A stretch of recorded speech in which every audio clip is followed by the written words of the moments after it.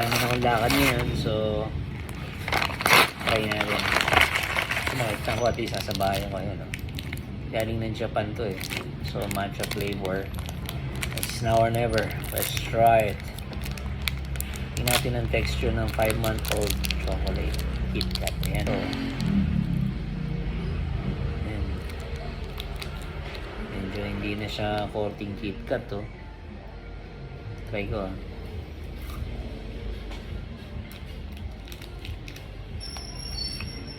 Okay pala siya. Nga lang, lasang wafer na lang. Talagang deformed na siya.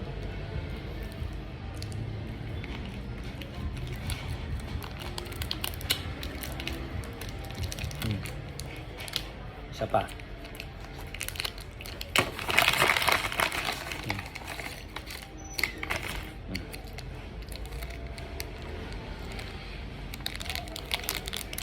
Try pa natin.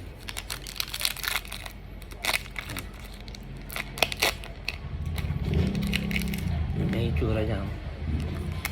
Hindi na siya coating KitKat talaga. So na. So, dalawa lang kakainin ko para just in case sira chan ko, nasa bahay ako. Sayang. Yan natin. Namahar pa rin.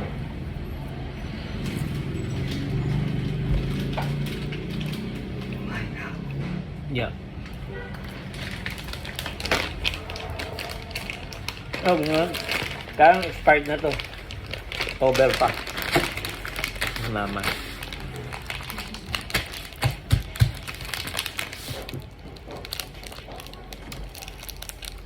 Okay.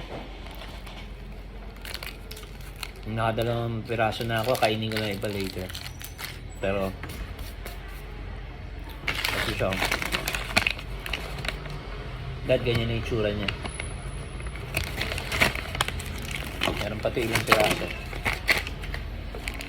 2, 4, 8 pieces pa. Okay? Hindi na siya ganun kalasa pero masarap pa rin naman. Alright? Till next time.